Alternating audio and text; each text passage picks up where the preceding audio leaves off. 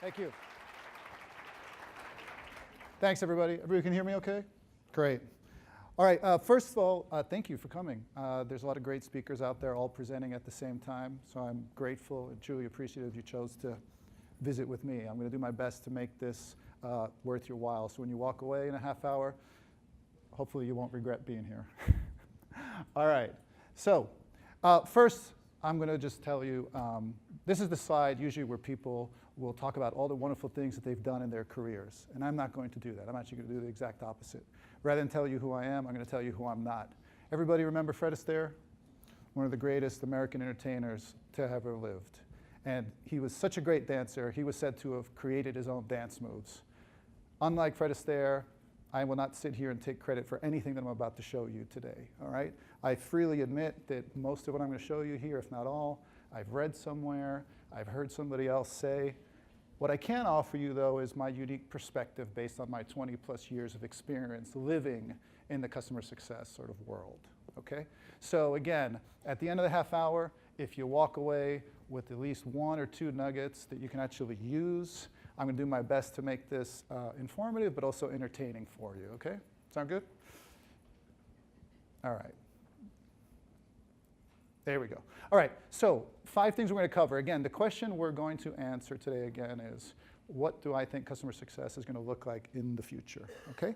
Now, the first thing we're going to do, before I can answer that question, is we're just going to take a look at consumers today. And we're all consumers, and there's unique characteristics that we have. I want to take a look at that, and then based on those characteristics, what is driving the decision-making process of to buy or not to buy, yes or no. Then we'll look at ideal profiles of customer success practitioners. I've done a lot of hiring in my life. I'll give you some insights as to what I found works and what doesn't. And then we're going to talk about the idea of winning as a team and what that really means as far as setting yourself up organizationally for success and your customer success. And then last, one of the most important responsibilities, I think, of any customer success organization is the sharing of information. All right. So let's begin. Characteristics of today's consumers. All right, we're going to cover 5 characteristics. Okay, number 1. Thanks to the internet, we are living in the information age, right? Information is readily available to anyone and everyone, any time of day, from all over the world. And as a result, consumers are more educated than they ever have been before. This slide is based on data done by CEB. CEB research shows that consumers these days are 57% along the way of the decision-making process before they are ready to engage with a consumer, okay? It was not the case before the internet, right? Because in the past, a consumer that was interested in something had to then reach out to a vendor to learn as much as they could about that offering, right? Not the case any longer. Consumers, again, can research as much as they want before deciding to engage. So again, CEB research, 57% along the way of the decision-making process. All right, so more educated than ever before. Number 2, again, this is CEB's research. The number of stakeholders involved in the decision-making process is currently 6.8. Okay, that number has actually gone up. When CEB first released this data just a few years ago, it was actually 5.4. So imagine the complexity now in the decision-making process. Not only do I have really educated buyers, but I have more of them that I need to talk to. And each unique persona has their specific needs and wants, and you have to tailor a message specific to them to make sure that they're interested. All right? All right, number 3, and this is just human nature. This is not any CEB research. This is just basic fundamental human behavior. We're generally a very risk-averse lot, right? We want to avoid danger as much as we can because we don't want to be hurt, right? Physically or emotionally. Back in the prehistoric age, you know, we did our best to avoid dinosaurs and saber-toothed tigers because otherwise we would have gotten eaten. These days, we don't want to invest money in a solution and then have it blow up in our face and find out it was the wrong decision, because then you have to answer to your CEO. Why did you make this decision to buy such and such product, right? So we want to avoid danger. We want to avoid something, making a decision that would ultimately come back and reflect poorly on us. Okay, number 4, this is my favorite. Microsoft did a study a few years ago, an average attention span, all right? So your average human being can only hold their attention for, on average, 8 seconds. And goldfish, on the other hand, are clocking in at 9 seconds. So sadly, humans are losing in the battle against goldfish when it comes to attention spans. Sad state of affairs, right? But why is that? Well, you know, we're distracted. We've got phones that are constantly buzzing and ringing. We've got texts, tweets, chats, you know, emails, phone calls, et cetera, et cetera. There's so much. I mean, some of you might be playing a game of Candy Crush right now. You've got a lot of choices, right?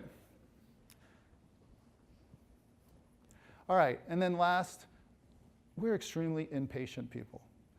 We know what we want, and we want it now. We don't want to wait for it. And why is that?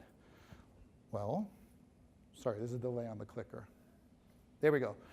We live in the on-demand society, on-demand culture. At the push of a button, you can get so many things these days. You can get books, you can get movies, you can get music, you can get TV shows. You can order a pizza. I use my phone to order Starbucks. I don't have to go to the counter any longer. I just go and I pick up what I want. I order just about anything I want off of Amazon. I used to go to Costco, and I hated that. It was such a terrible experience. Now I just use Amazon Prime, punch in what I want, boom. It's often at my house that same day. Think about what that is doing to us psychologically, how that's conditioning us where we want and expect things almost immediately. And when it doesn't happen, that's frustrating, right?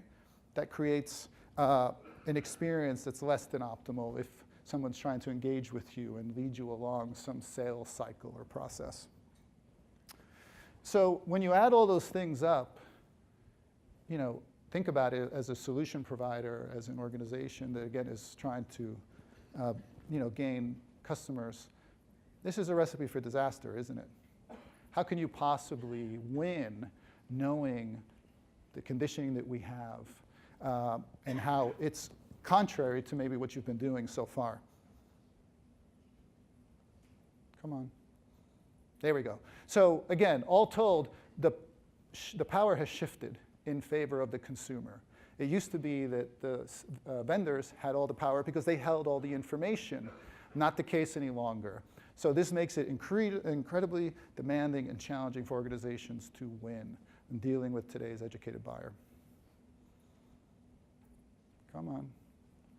I'll get it. Okay, so what drives the decision-making process then? What are consumers looking for when they do decide or investigating whether to buy or not to buy something? And by the way, before I show you this, we're all consumers here, right? I just want you to pause for a second and look in the mirror and ask yourself, are some of these characteristics true to you? I mean, let me go back and just ask the question. Come on. Okay, it's not cooperating. Suffice it to say, you should be able to self-analyze and ask yourself, do I have one of these characteristics, 2, 3, 4, maybe even 5? And if you do, that's okay, because again, not only are you going to work and working for a solution provider and trying to gain customers, you, again, are a consumer, and there's times where you go out and buy, and you know the type of experience that you're looking for, right? So again, this is CEB's research. CEB concluded that 53% of the people that they surveyed said that it was the sales experience that drove their decision-making process. When they did finally decide to interact with a solution provider, what was that experience like? Right? Overwhelmingly, 53% chose the sales experience. So basically what they're talking about is, remember, consumers are 57% of the way along the buying cycle, right? When they do finally engage, what's happening when they do engage? Is that person telling me something I don't already know, right? Are they educating me? Are they somehow advising me? It's one thing to be reactive, but again, ideally, if you're talking about all the same stuff that consumer already knows, the consumer will not find value in that, right? And again, chances are they're probably not going to buy from you. So what does this mean for salesmen, right? Extremely challenging times for if you're out there in sales and you're trying to win business, dealing with this educated buyer that's extremely impatient and wants things now. So you've heard this idea that salesmen in the future, they won't exist any longer. So I don't think that salespeople will go away. When they talk about death to the salesman, I think they talk about guys like this. The cheesy car salesman, the guy that, again, has his own interests in mind and really doesn't care about your interests. It's all about satisfying his or her needs, which doesn't do you any good, right? So I think this type of person will no longer exist. Instead, come on. I think it's actually more of an evolution.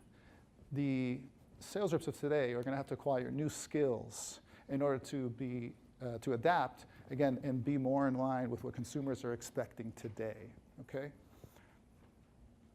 So instead, what they're looking for, again, as I'm proposing, and my vision of the future is customer success will start to bleed into more of the sales process. What consumers are looking for is, again, some person or an organization that can help go beyond the typical customer-vendor relationship and really try to form a partnership, right? An organization, again, that knows the consumer better than the consumer knows themselves and actually add value. So here is a piece of artwork that I had a friend of mine who's an artist create for me. This was inspired by the Challenger Sales book and Challenger Customer book by Matt Dixon and CEB. So this is what I'm talking about. Here's an illustration of what I mean, right? It's one thing, again, that when a consumer engages with you and asks for a certain something, that you provide it. That is certainly one good thing that a solution provider does. But again, what Matt Dixon talks about in his book and what I'm a big fan of is the reality is the customer is not always right, okay? I think that probably came from the restaurant business where regardless of what the restaurant patron said, you wanted to just make sure you made them happy and you got them out of there. When, again, the truth is customers aren't always right. And I have had more customers tell me that we have earned their trust and their respect when we actually challenged them and we told them, hey, I understand why you're asking for such and such, but based on my experience, let me show you that there might be a better way. There might be a different way. And customers, again, I'm telling them something they don't already know. I'm telling them about the monster that's sleeping under their bed that they don't know about. And being able to create value around something, again, that they didn't know could be potential danger for them. So I'll share with you my thoughts on the typical profile. What type of individual should you be looking for that possesses these skills? Because finding a hybrid is very, very hard to do. Most people are either customer success oriented, and then there's other people that are just sales, hunters versus farmers, et cetera. There's lots of different terms you could use. I personally feel that I'm a hybrid, but that was developed over time. I certainly wasn't born that way. I've spent, again, my entire professional career in customer success, and sales was kind of like the final frontier for me. I did have an opportunity in 2015. The first 8 months of the year, I actually was both VP of sales and customer success for the organization I was with.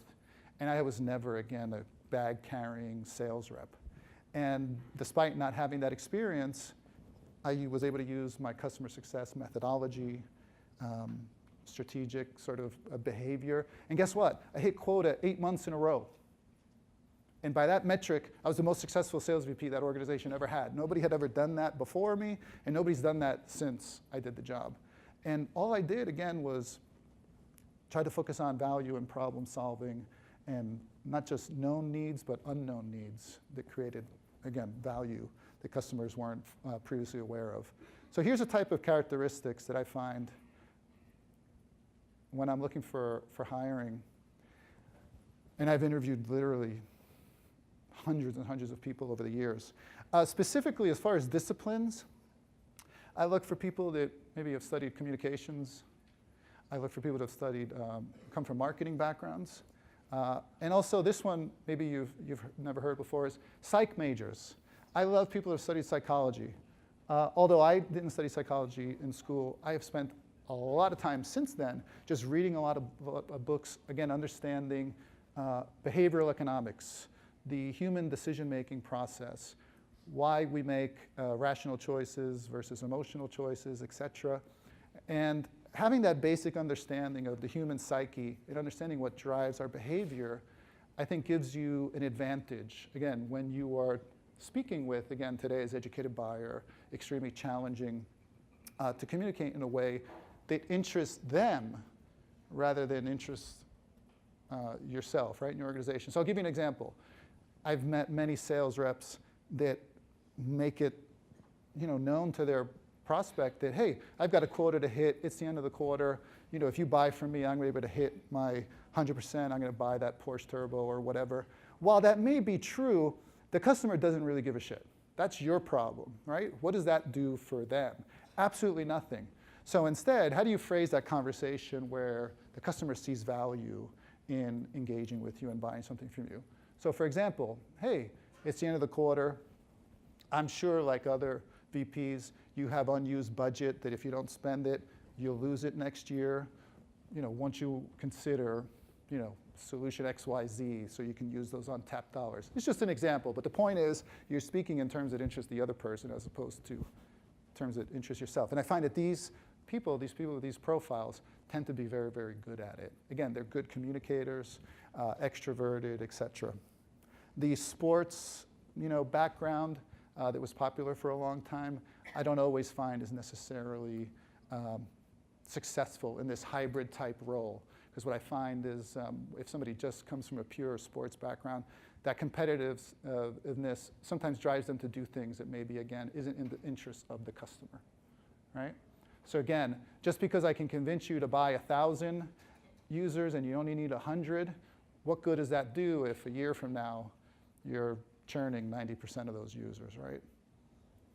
It's good for you, I guess, for your paycheck, but not good for the customer, and certainly not good for your organization that has to take that big churn hit in a year. All right, so, okay, now that you've got the right person, what can you do as an organization to help make them successful, all right? So now, I'm going to work backwards. The end result for most organizations out there, you want to win new logos, you want to retain them, and you want to grow them, right? Is that fair to say? In its simplest form. Now, working backwards, what generally do you have to do to get people to renew and grow and buy in the first place? Generally, if people use something, they're more likely to continue to use it and pay for it, right? So the precursor to winning, growing, and renewing is just get people to use something, all right? But it's not enough to tell you that how to use something, right? If you're a fan of Simon Sinek, you want to start with why, right? What is the value? Why should you use a certain something? So the precursor to adoption utilization is value, again. And today's customer success practitioners and the most successful people, again, have that ability to communicate value. But in order to have that value conversation, you must be an expert, both in your product and in your consumer. Again, remember, they're more educated than they ever have been before. You have to be able to tell them something they don't already know. So I'm talking about persona, I'm talking about vertical, I'm talking about use case. A VP of sales has very different interests than a VP of marketing versus a HR VP, et cetera, et cetera, et cetera. I'm telling you in my experience, hands down, this is number one reason why organizations fail, because they fail their employees. You cannot hire somebody, give them a laptop, and just expect them to figure it out on their own. They will not. They won't. And then when that person fails, you end up blaming them. Oh, he was a shitty salesman, or she didn't try hard enough. Certainly, the individual is responsible for their own destiny. But also, organizations have to enable their people. And this is what they need to know. Because if they don't have the expertise, they will not be able to communicate anything of value to that consumer, and chances are you will not get what you ultimately want. And remember, CEB's research showed us that that's what consumers are looking for. Tell them something they don't already know. And if you don't know more than them, you cannot have that conversation. Okay, so further along, what does the future look like? So I get asked this question a lot, and it drives me crazy. People ask me, okay, well, customer success, sales, who owns renewals? Who owns upsell? And oftentimes people feel that it has to be an either-or answer. And you know, I used to admit back in the day, I used to think, hey, renewals, that's all customer success does. We're the good cops. Hey, sales, you're the bad cops. You go have those discussions. You talk about dollars and cents. We're not going to do that. That's your problem. Hey, just don't oversell them. Don't promise anything that doesn't exist, because then we're going to have to deal with that. There was this clash between sales and customer success. But I've lived and I've learned. I've grown up. And you know, I am a firm believer in winning as a team. I do firmly believe that the most successful SaaS organizations today have a customer success team that are willing and able to partner with sales in order to help, not just, you know, renew accounts. Again, that certainly is important, but growth is a leading indicator of renewals, isn't it? Right? So I have a lot of customer success people that say, whoa, whoa, whoa, that's not me. I'm not going to do that. That's just not who I am. You don't want to grow accounts, really? But again, if they're growing, doesn't that mean they're liking the product? They're getting value out of it? So if you get them to grow, and I'm not saying we want to turn customer success people into sales reps in disguise, not at all. What I do want to see is more of, again, educating, creating awareness, having those conversations where the growth is organic. When consumers buy, it's not because you've called to talk about the blue light special. They're buying because you said something and the light bulb goes off. And they're like, wow, I didn't know I could do that. I want that. Send me a sales order. It's that simple, right? And taking it one step further, I do believe customer success should be willing to partner with sales. In the pre-sale cycle, you can use customer success during the pre-sale cycle as a differentiator, right? There's a lot of SaaS solutions out there that are very similar. And you're looking for a differentiator. And the ability to actually make your customer successful is valuable, right? Because remember, we're risk averse. It's risky if I do business with you. I don't know who you are. You could be lying to me. I could sign up and then find out that you can't actually do what you promised. So during the pre-sale cycle, if you can partner with sales, help communicate your wins. You know, you have your referenceable customers, the ones that will advocate for you. We made all these customers successful. We can make you successful too. Wouldn't you be more willing to buy if you had more certainty around your results, your ROI down the road? Of course you would. Okay, and then last, another major responsibility, again, in the spirit of winning as a team, customer success, again, I just spoke about partnering with sales for growth, right? There's two types of customers in my book. There's external customers. They're obviously the ones that pay you money for your product or service, right? But there's also internal customers. Your VP of sales, your VP of marketing, your VP of product engineering. These are people that are teammates. You all work for one company. Yes, you're part of success, but you have to do what you can to help bring these other teams together. And one of the ways you can do that is act as a conduit of information that flows between internal and external customers. Example, your VP of engineering lets you know that the new release is coming out in 6 weeks. There's these great new features. You have to take that message and make sure that it gets to your external customers. Let them know what's coming, what the value is, right? By the same token, being on the front lines, customer success has really valuable information that they're hearing. You're doing surveys. There's various ways that you get this information. You want to flow that back to your internal customers. Don't you want to help your market and sales team come up with an ideal customer profile? Who's your most successful customers? Won't that help drive your go-to-market strategy in the future if you know who's successful and you should sell more to those people and maybe not so much to these others? So again, winning as a team, I'm a strong proponent of it. Customer success should be willing to partner with sales and taking it one step further, again, with marketing as well, product, engineering, QA, et cetera, because ultimately, you all win. Come on. I'll get it right. Okay, well, that was the last slide, but there is one more thing I want to tell you. So earlier, when I said that I can't take credit for any of the stuff that I showed you. It's true. Most of what I showed you is, again, stuff that I've seen or heard somewhere else. But there is one thing, there's only one thing that I can honestly say that was like an original thought I'll take credit for, and only because I don't remember reading it or hearing about it anywhere else. And if somebody has, please tell me and I'll stop showing this slide.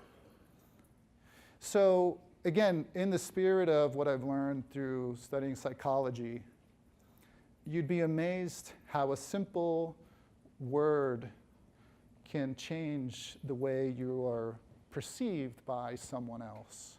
So the term most typically used in customer success is customer success manager, right? Let me introduce you to a customer success manager. But what I've found, and again, you're all consumers, so ask yourself this question. Nobody likes to be managed, right? And I've created this term here, or coined the phrase, customer success coach. I asked the customer success team to coach customers on how to extract the most value out of the solution. Just do that, and I guarantee that you have better results as far as, again, winning, growing, and renewing accounts. I've had so many customers tell me that helped, just the perception, it lowers their defenses. They don't see you as a sales rep in disguise. Again, remember, we want to become that trusted advisor, that consultant, somebody that's adding value. So it's one thing to react to customer inquiries, but as coaches, we want to proactively reach out to customers, right? Even if you don't call me, I'm going to call you, and I'm going to tell you about all the latest and greatest value that you can extract from this solution. And that's when you can go beyond the typical customer-vendor relationship and really form a partnership. And that's when you become a real valuable player. So that's it, everybody. That's all I've got for you today. I want to thank you for your time. Again, I hope you enjoyed this.